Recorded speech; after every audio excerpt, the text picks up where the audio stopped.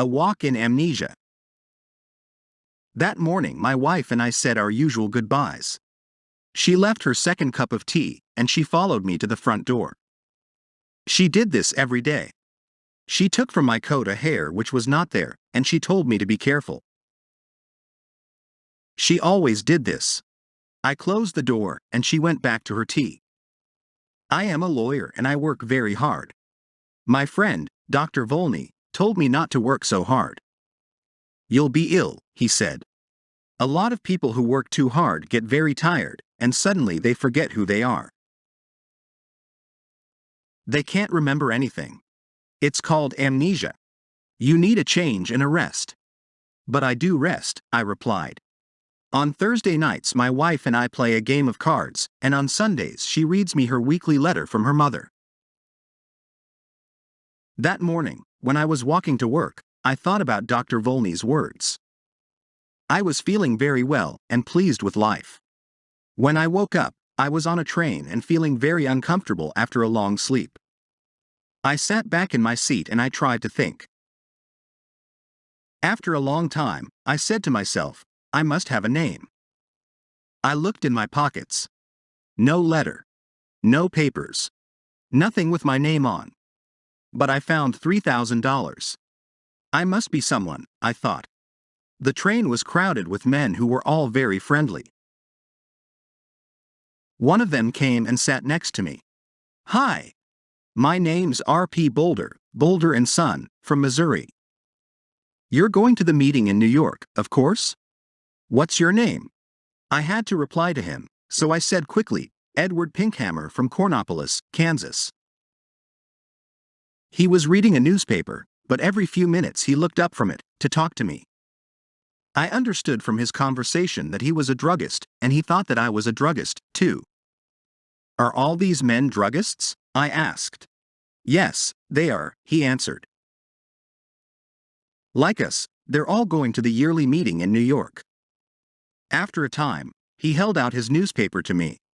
Look at that, he said. Here's another of those men who run away and then say that they have forgotten who they are.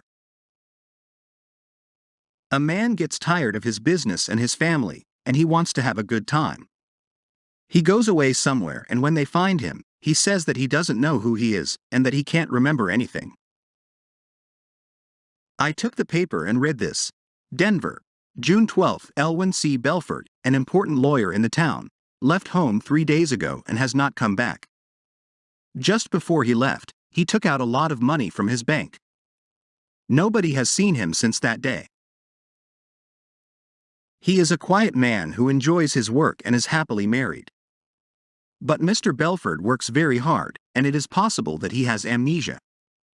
But sometimes people do forget who they are, Mr. Boulder, I said. Oh, come on. Mr. Boulder answered. It's not true, you know. These men just want something more exciting in their lives, another woman, perhaps. Something different. We arrived in New York at about 10 o'clock at night.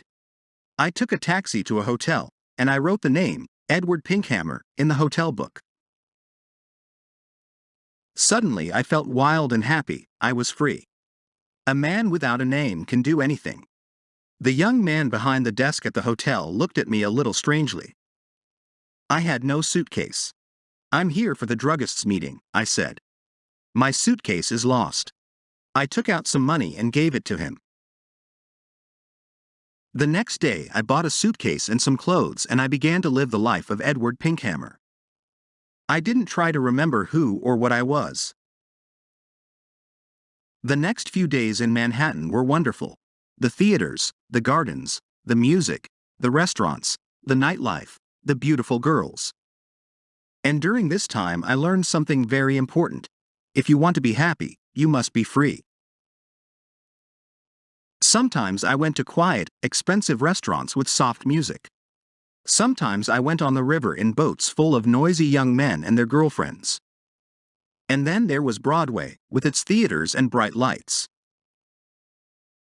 One afternoon I was going back into my hotel when a fat man came and stood in front of me. Hello, Belford, he cried loudly. What are you doing in New York? Is Mrs. B with you? I'm sorry, but you're making a mistake, sir, I said coldly. My name is Pinkhammer. Please excuse me. The man moved away, in surprise, and I walked over to the desk. Behind me, the man said something about a telephone. Give me my bill, I said to the man behind the desk, and bring down my suitcase in half an hour. That afternoon I moved to a quiet little hotel on Fifth Avenue. One afternoon, in one of my favorite restaurants on Broadway, I was going to my table when somebody pulled my arm. Mr. Belford, a sweet voice cried. I turned quickly and saw a woman who was sitting alone. She was about 30 and she had very beautiful eyes. How can you walk past me like that? She said. Didn't you know me? I sat down at her table. Her hair was a beautiful red, gold color. Are you sure you know me? I asked. No. She smiled. I never really knew you. Well, my name is Edward Pinkhammer, I said, and I'm from Kansas. So, you haven't brought Mrs. Belford with you, then, she said, and she laughed. You haven't changed much in 15 years, Elwyn. Her wonderful eyes looked carefully at my face. No, she said quietly, you haven't forgotten. I told you that you could never forget. I'm sorry, I answered, but that's the trouble. I have forgotten. I've forgotten everything. She laughed. Did you know that I married 6 months after you did? It was in all the newspapers. She was silent for a minute. Then she looked up at me again. Tell me one thing, Elwyn, she said softly. Since that night 15 years ago, can you touch, smell, or look at white roses, and not think of me? I can only say that I don't remember any of this, I said carefully.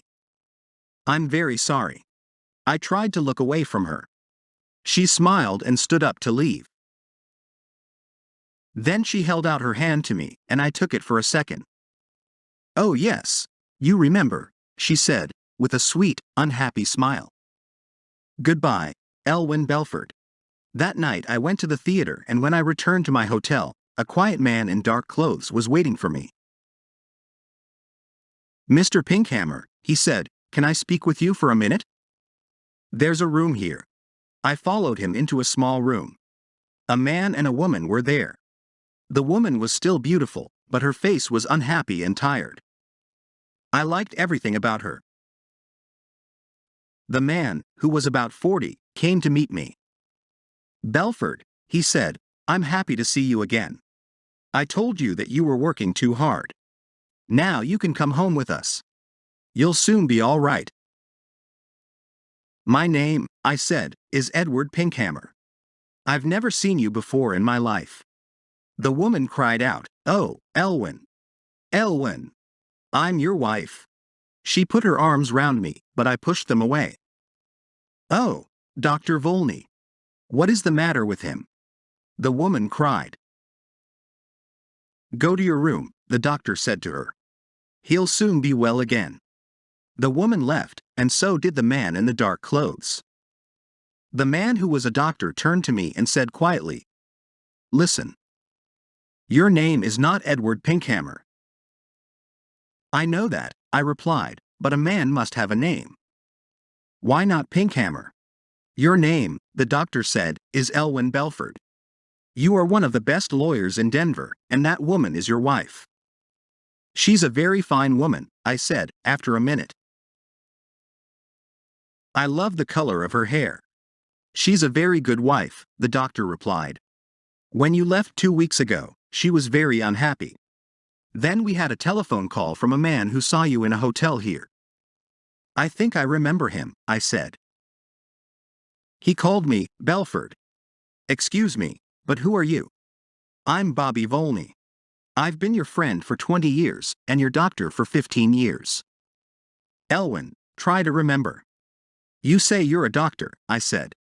How can I get better? Does amnesia go slowly or suddenly? Sometimes slowly. Sometimes suddenly. Will you help me, Dr. Volney? I asked. Old friend, he said, I'll do everything possible. Very well. And if you're my doctor, you can't tell anybody what I say. Of course not, Dr. Volney answered. I stood up.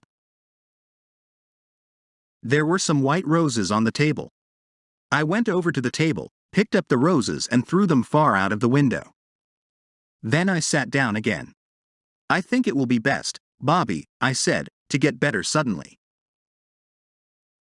I'm a little tired of it all now. Go and bring my wife Marion in now.